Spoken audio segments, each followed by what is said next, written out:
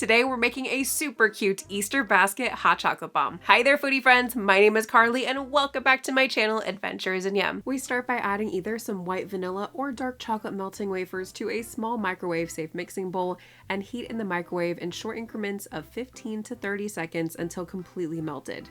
Make sure to stir in between each heating. While I personally prefer the dark chocolate melts for my hot chocolate bomb shells, I decided to use white vanilla melts here because I wanted to make the Easter basket some bright and kind of fun colors like pastel pink and purple. To change the color, we can mix in oil-based and or powdered food colors. Once they're all melted and mixed with the food colors, we add some to each bottom cavity of this cupcake silicone mold and brush them up the sides. To get rid of air bubbles, tap the mold on the counter. To ensure that the shell isn't too thick from the candy melts pooling at the bottom, flip the mold upside down and shake out the excess melts. Place the mold in the freezer for 1 to 2 minutes or until completely hardened. After removing it from the freezer, we brush more melts onto the inside of the mold. Make sure to focus on adding the melts on the sides of the mold to help reinforce the shell to reduce the possibility the shell could break when removing it from the mold. Place this back in the freezer for another 1 to 2 minutes to harden. Usually I stop here at 2 layers of candy melts, but the sides still looked a little bit thin, so I decided that they needed a 3rd layer. After once again chilling it in the freezer for a couple of minutes, we carefully remove the shell from the mold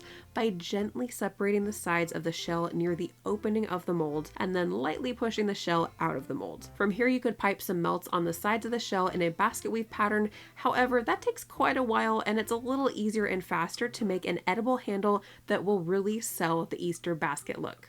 To make the handle, we take this edible grass and carefully weave 2 of the pieces together. They are very fragile, so be careful and don't weave them too tightly because they'll be more likely to break.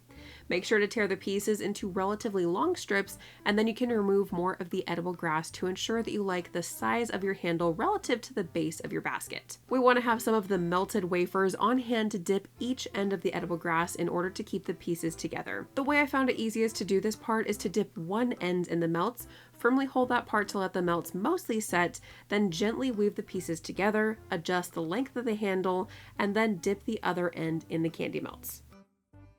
We add some candy melts to the inside of our basket base to glue the handle in its desired position. We then carefully hold the basket upside down and use a spoon to pour the candy melts over the handle. Make sure you're careful to not get any candy melts on this side of the basket. We then want to shake off the excess, flip it over, and use a food brush to add any candy melts to any space that you may have missed. Let the handle completely harden before filling it. Before we finish our Easter basket hot chocolate bomb, if you're enjoying this video, then please make sure to hit that like button, click subscribe, and ring that bell to be notified about my latest video. For this hot chocolate bomb, I decided to go with a caramel flavored hot chocolate powder. The size of this hot chocolate bomb uses about a half a packet of hot chocolate powder, which is approximately 1 to 2 tablespoons. Next, we add some melting wafers to the top of the hot chocolate powder and make sure it gets completely covered to seal it in. We immediately add some spring non-pearl sprinkles to the top so that they'll stick to the melts before they've had a chance to set. Finally, we get to fill the top of our basket with fun Easter treats like a Peeps Bunny marshmallow, some colorful Reese's Pieces eggs,